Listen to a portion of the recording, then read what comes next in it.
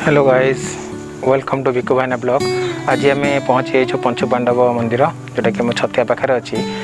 Bhubaneswar पाखापाखि 43 to 45 kilometre भितर। चलतु जा से मंदिर को देखिए। आप देखिए पछर मंदिर अच्छी से मंदिर जा देखा देख करवा से मंदिर को देवादेवी पूजा पाँच आबेकार मंदिर से विषय किसी जाना बुलाबुली करवा। चलतु।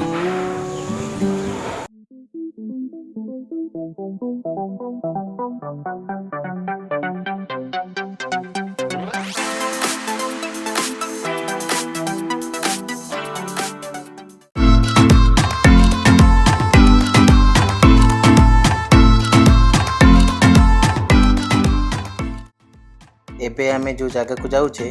सेटा प्राय 4 किलोमीटर हम आमर छतिया बट मंदिर पाखु कटक रु एक्जाक्ट 25 किलोमीटर। यदि भुवनेश्वर देखा पाखापाखि 45-47 किलोमीटर। तो ये पंचुपांडव मंदिर है गणेश्वरपुर गाँव में अच्छी। आईटा भी कला पहाड़ जो आसी सी भी या भांगी टुजी देता।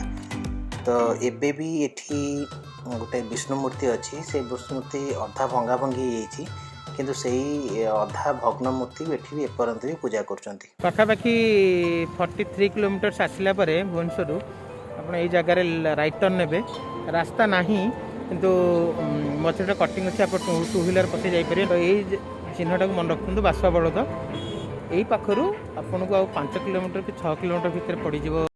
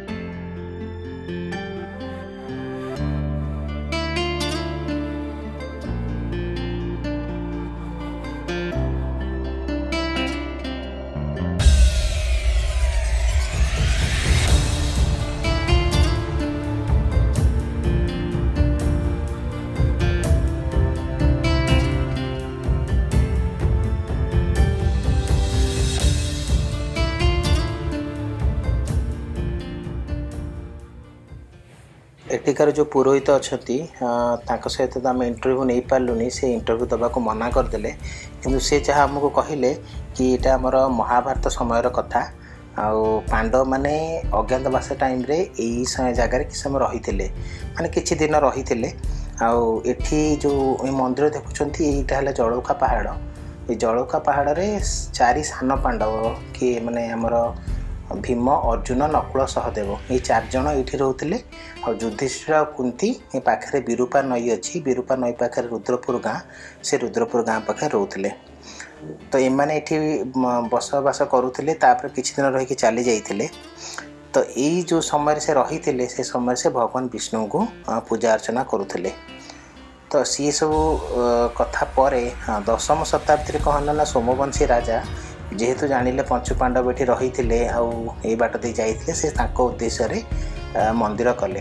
ये मंदिर देखिए चारिपटे 4टा मंदिर अच्छी जोटा 4 पांडवों पर उद्दिष्ट आ मझिरे जो आराध्य देवता थे विष्णु से जहाँ को पूजा करते मंदिरटा कराई तो मझिरे भगवान विष्णु का मंदिर आ चारिपटे आमर 4 पांडवों 4टा छोट छोट मंदिर करथिले।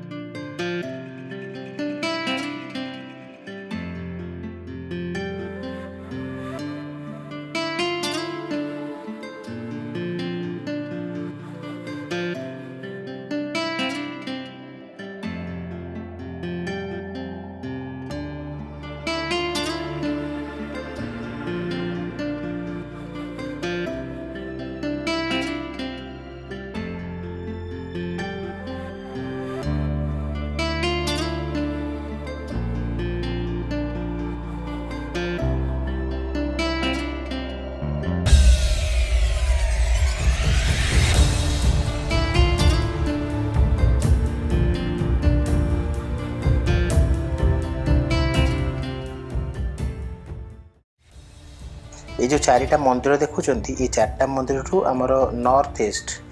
मंदिरटा जोटा आमर उत्तर पूर्व मंदिरटा भांगी जाइए संपूर्ण भांगी जाइए तार किसी अवशेष ना आ बाकी 3टी मंदिर किसी भांगी 4पटर पार्श्व देवता कहीं नहांती जो विष्णु मूर्ति देखुं से विष्णु मूर्ति भी भांगी जाइए से भग्नाश मूर्तिटा को भी से भंगा मूर्तिटा को भी से पूजा कर देखिए मूर्ति पाखे दधिनौतीटा भी अच्छी आ विष्णुकर चक अच्छी आते बहुत किसी खोदे होती तो यही सब जिनस अच्छी किंतु गोटे मंदिर पूरा भांगी आउ गोटे मंदिर पूरा कंप्लीट अच्छी आउ 2टा मंदिर लाइक 50-50% भांगी भुंगी की अच्छी।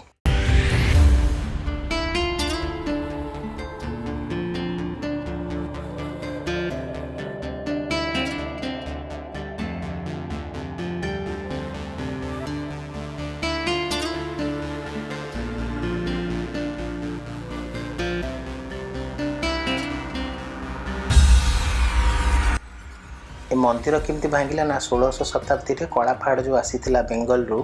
आक्रमण के सबू ओडिशार हिंदू मंदिर आ हिंदू जगह गुड़ा को भांगी देइथिला तो सही हिंदू जगह भितर भांगिया भितर ये गोटे अन्यतम तो सी कहया लोक कहवा अनुसार सी आसी सब भांगी रुजी देइथिला आ एबे भी देखि परिबे मंदिर जगहटा को आसिले अपन देखि परिबे कि चारियाडे भग्नांश पड़ीची एपन जहाँ भंगा होइतिला तो एटा भी को बाहर जगह भी भग्नांश आसिक रहीनी यही मंदिर भग्नांश ए सही वाला कौन कर चारिपटे रखीदे लोक देखापी कि एक्चुअली मंदिर केमी भांगिला पर केमी अच्छी।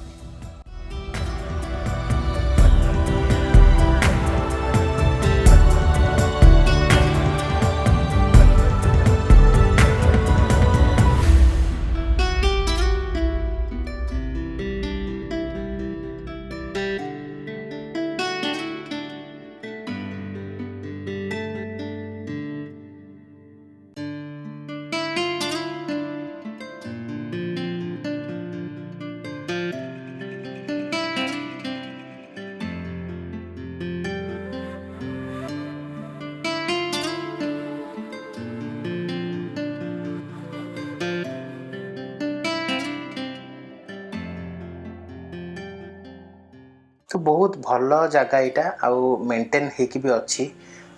माने जाशुनी जो एस वाला जिते यहाँ नेले निज अंडर रे तो गोटे पार्क भी बनई बढ़िया सुंदर पार्क है कि ठीक जलौका पहाड़ तले पाददेश अच्छी पहाड़ जो पार्कटा बहुत सुंदर पार्क आ बहुत सुंदर मंदिर एते बेसी बड़ मंदिर नुह कि आपको बहुत समय लगे तो पाखापाखि अध घंटे 45 मिनिट्स भितर अपने जगह बुली पारे विष्णु मंदिर पूजा पाँच पूजक आसी डेली पूजा कर सब फंक्शन हुए जमीक आम शिवरात्रि रज संक्रांति पूर्णमी सबू पूजा अर्चना हुए और गाँ लोक भी आसती जेते गोटे गोटे गाँव पीठस्थली भाव में परिचित गाँ लोक मैंने आसती बहुत एंजॉय करती।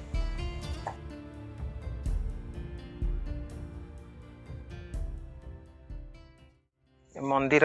विषय तो जानिले ए मंदिर पाखे आमर गोटे पार्क भी अच्छी देखो मो पछरे से पार्क अपन देखिपारे जिते जो पार्क रे भी संध्या बेले पिला आसती बुलाबुली करती छोट छुआ खेला खेली करती बहुत बढ़िया मेंटेन होती पार्क टी केबे फ्री टाइम हेले आपण आसतु ये जगह बुलाबुली करंतु और एंजॉय करंतु। चल देखा नेक्स्ट ब्लॉग और नेक्स्ट लोकेशन रे।